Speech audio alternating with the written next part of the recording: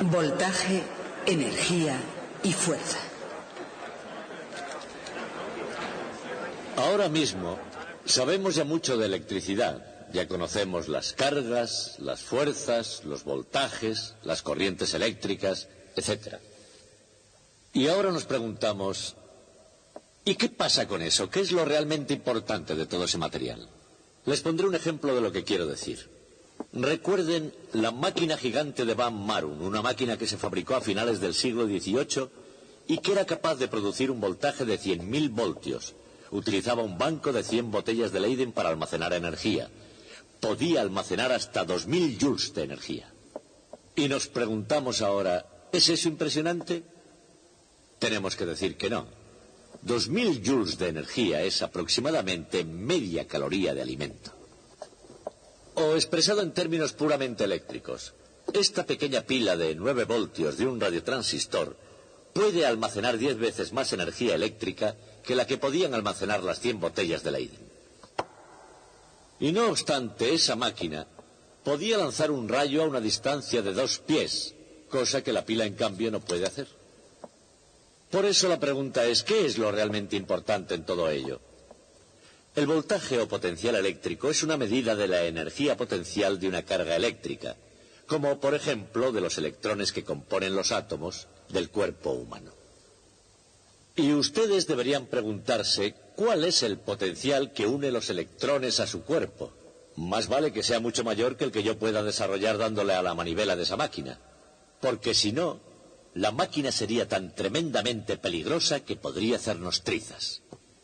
Entonces, ¿es verdad que los electrones están más fuertemente unidos al cuerpo que el potencial que yo puedo producir con esta máquina? La respuesta es no. El potencial que une un electrón al cuerpo es de solo unos pocos voltios, 3, 4, 5 voltios, y yo dándole a la manivela de esta máquina puedo producir 100.000. Así que una vez más, seguimos con la duda acerca de qué es lo importante en la electricidad. Los elementos básicos de la electricidad son muy sencillos.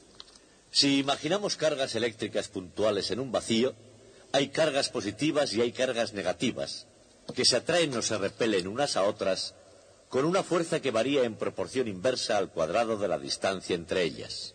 Y eso es todo lo que se podría decir. Y sin embargo se han necesitado miles de años para comprenderlo, e incluso ahora que lo comprendemos bien, sigue siendo muy confuso y difícil de aprender. ¿Por qué es esto así? Bueno, la razón es porque esos elementos de la electricidad, esas cargas puntuales, no existen nunca en el mundo real. La electricidad siempre existe en la materia. O sea que para poder entender la electricidad debemos entender primero la materia. Pero la materia es esencialmente eléctrica por naturaleza, y así, para entender la materia, debemos entender primero la electricidad. Ese es el punto crucial del dilema. Y de eso quiero hablarles hoy.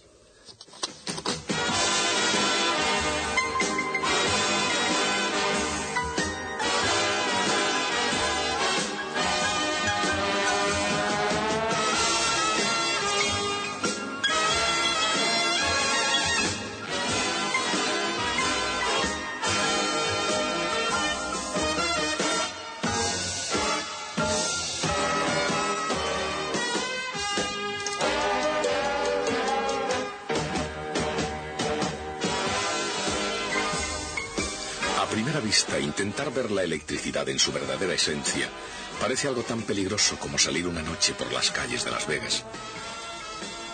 En electricidad hay muchas magnitudes: carga, potencial, campo, por nombrar solo algunas. Y con una variedad tan desconcertante es difícil saber por qué magnitud apostar. Lo que se necesita es una forma de explicar cómo se acopla todo, una manera de sentar las bases en favor del buen sentido y de la claridad. Lo que hace falta es un método infalible detrás de toda esta locura. La causa que está detrás del efecto de la electricidad. Lo que se necesita es un cambio de escena.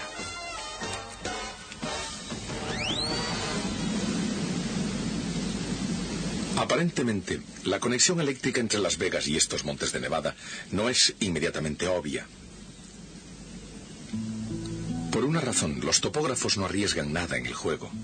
Nada queda al azar en la detallada precisión de sus mapas, ni en las medidas que determinan la altura sobre el nivel del mar de cada punto de una red previamente determinada.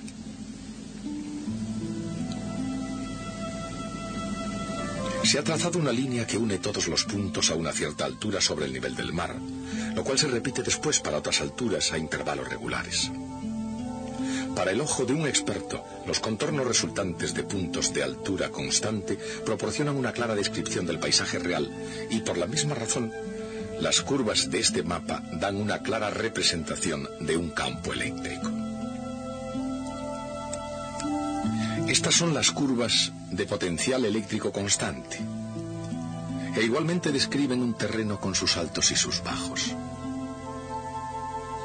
Cuando en realidad un terreno tiene subidas y bajadas, el viajero prudente quiere saberlo, porque subir una colina puede resultar un trabajo duro.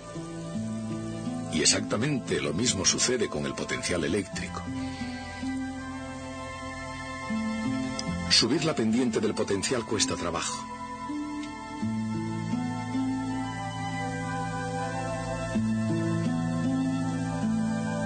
Y cuanta más pendiente haya, más dura es la ascensión.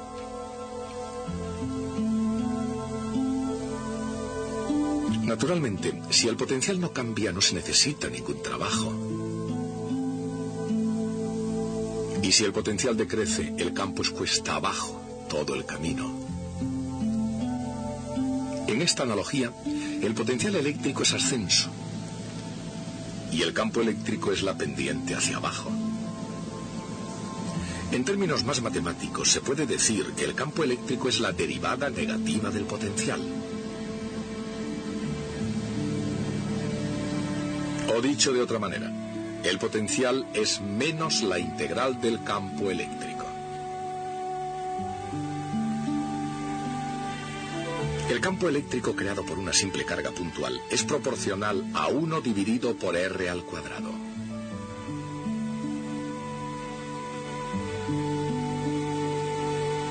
Así su integral es proporcional a 1 dividido por R. En el caso de una simple carga puntual, la dirección del campo es bastante obvia. Pero, ¿qué ocurre en situaciones más complicadas? ¿Qué aspecto tiene el campo eléctrico de ese potencial?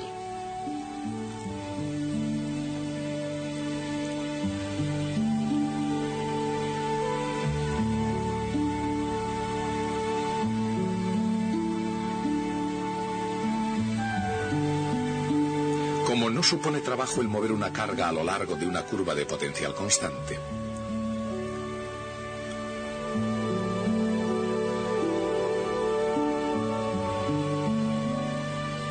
no hay componente del campo en esa dirección.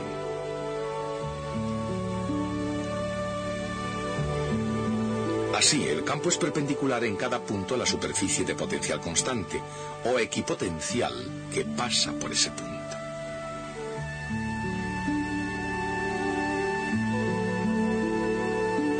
Y así es como adopta su forma conocida.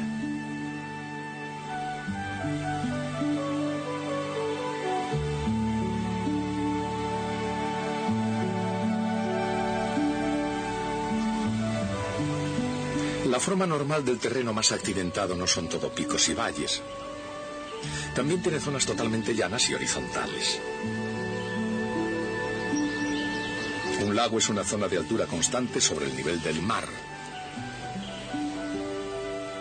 Lo mismo que una zona de potencial eléctrico constante creado por un conductor en un campo eléctrico. Y como el potencial eléctrico es el mismo en cualquier punto de la superficie de un metal, el campo eléctrico es siempre perpendicular a esa superficie. En las zonas montañosas es difícil encontrar muchas cosas que sean perpendiculares a algo, pero en la ciudad es muy fácil. Aquí es facilísimo encontrar electricidad trabajando y divirtiéndose. Aunque esta proliferación de luz y de color probablemente no es lo que los pioneros de la electricidad habían pensado. A pesar de ello, pusieron los fundamentos para que así fuera. Ben Franklin también hizo su parte trayendo el potencial eléctrico desde las alturas del cielo hasta la Tierra. Thomas Edison, pensando más en el trabajo que en la diversión, capturó electricidad en un vidrio y le hizo producir luz. Probablemente la consiguiente proliferación de anuncios en neón tampoco sería imaginada por Georges Claude, físico francés que desarrolló en la práctica una luz de neón en el año 1909. Esas primeras luces de neón comenzaron a funcionar en el Gran Palais de París, no como decoración, sino como iluminación del edificio. El resplandor rojizo de esas luces era visto por todos como un inconveniente. Por todos, menos por Jacques Fonseca, un publicista que vio grandes posibilidades a aquella luz rojiza. Convenció a Claude para que le vendiera los derechos, y en 1912 París estrenó el primer anuncio de neón del mundo. Y el trabajo no había hecho nada más que empezar. El potencial eléctrico es la capacidad de producir trabajo haciendo fluir cargas eléctricas sin importar a dónde vayan. El potencial se mide en voltios.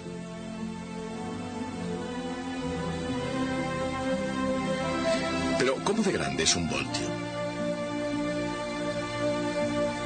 ¿Y cuántos voltios se necesitan para hacer un trabajo?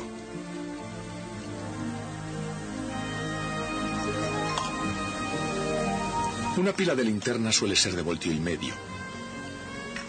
Con solo 2 de ellas se puede hacer un trabajo que valga millones. Si fuera necesario, 12 voltios bastarían para poner en marcha el automóvil para escapar.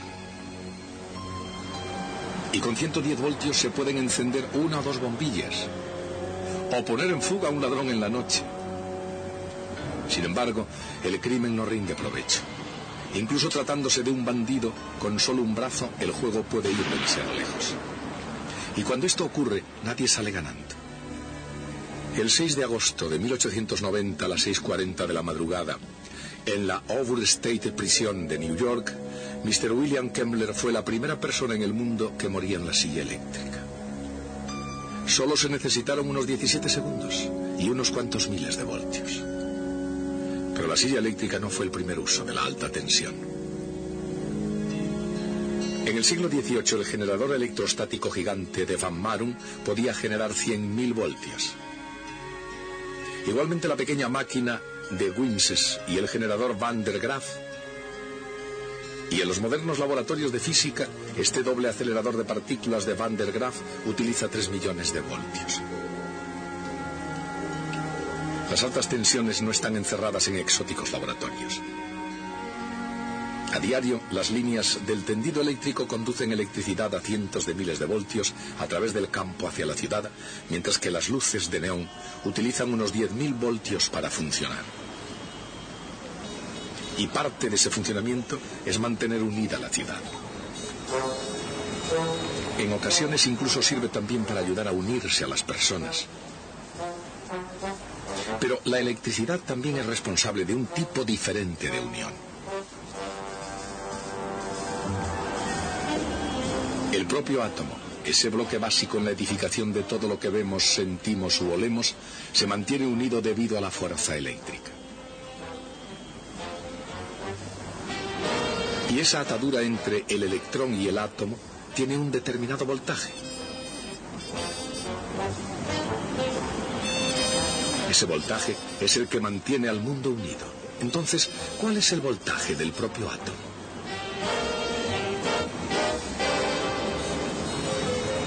En cada átomo, la fuerza eléctrica une electrones cargados negativamente a un núcleo positivo.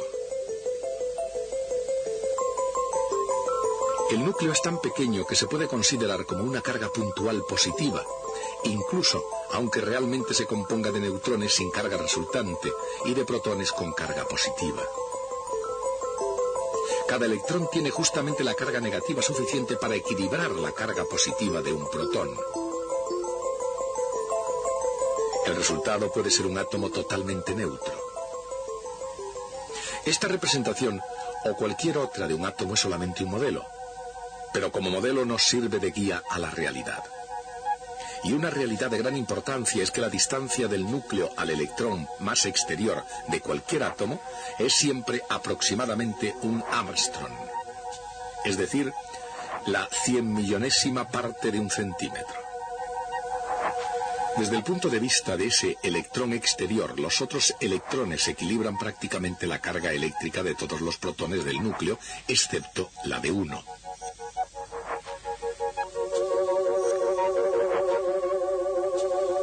De tal modo que el electrón más exterior detecta aproximadamente el campo eléctrico y el potencial eléctrico debido a un protón, situado a un Armstrong de distancia. Su potencial eléctrico alcanza solo unos pocos voltios.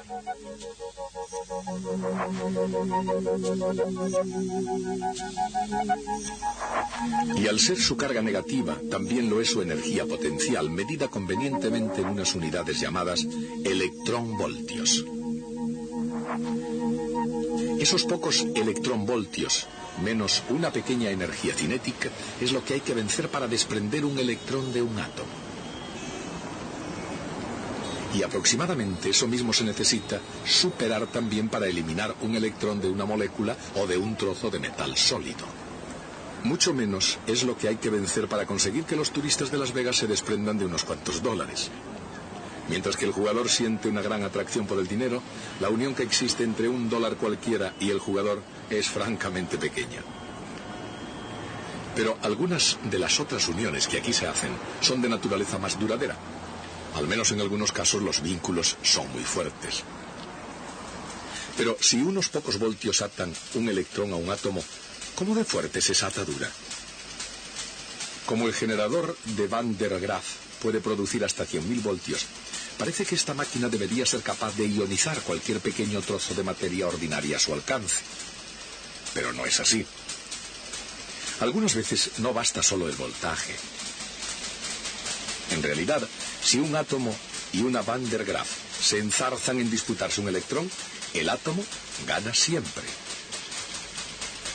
Porque es cuestión de fuerza y no de voltaje. Dicho de otra manera, lo que importa es la derivada de la energía potencial y no solo el valor de esta. Aquí hay una cúpula Van der Graaf y un átomo. Están compitiendo por un electrón que puede estar unido a la Van der Graaf por decenas de miles de voltios.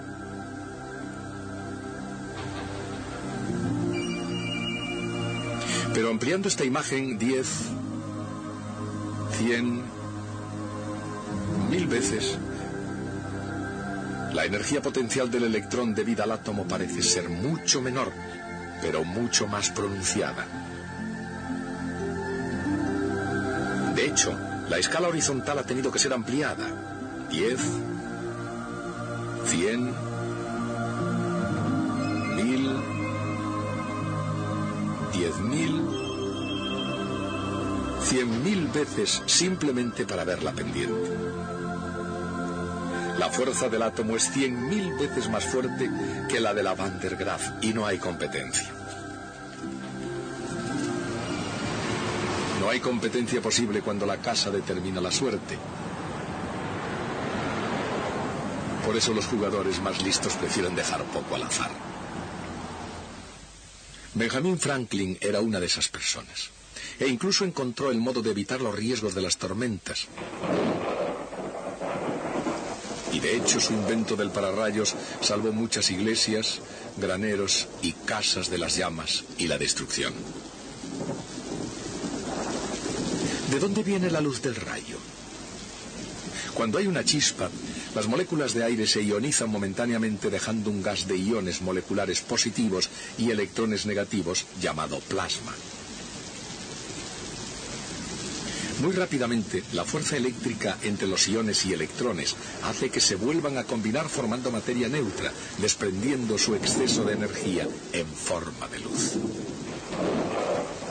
Pero el rayo se puede domar. En un tubo de neón, por ejemplo, se puede retardar ese proceso convirtiéndolo en una incandescencia continua. Pero el campo eléctrico en un anuncio de neón o una máquina de Van der Graaf o incluso una nube tormentosa no pueden ionizar la materia. Entonces, ¿cómo pueden hacer que las chispas vuelen? La respuesta es porque ionizan el aire, pero no en un forcejeo directo.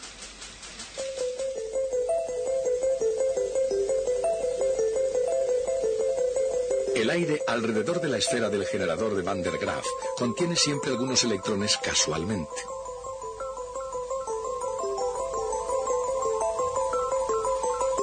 El campo eléctrico de la máquina de Van der Graaf acelera a uno de estos electrones hasta que choca con otra molécula y entonces comienza de nuevo el proceso.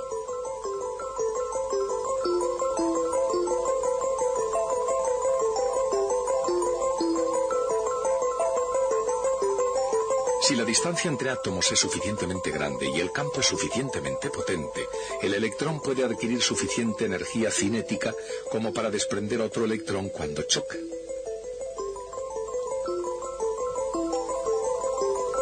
Si eso sucede, ambos son acelerados y causan más ionización hasta que se da una reacción en cadena, que es la que crea la chispa.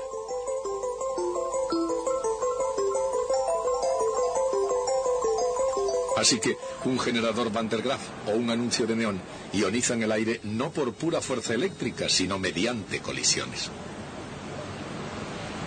Aunque no sea exactamente hacer trampas, es, sin embargo, un truco. Pero entonces, esta ciudad está llena de trucos. Trucos del comercio científicamente proyectados para ionizar las carteras de los turistas. Está también llena de energía, y la energía de la gente parece crecer de hora en hora.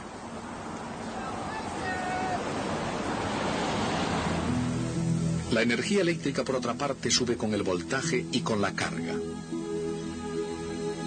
Así que la pregunta sobre cuánta energía puede suministrar un dispositivo eléctrico no solo depende de su voltaje, sino también de la cantidad de carga disponible.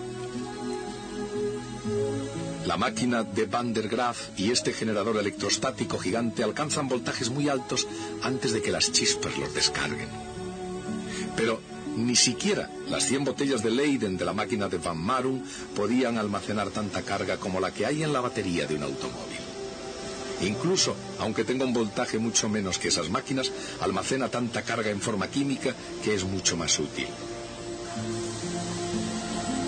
De hecho, una pila corriente de una radio almacena 10 veces más energía que el generador de Van Marum.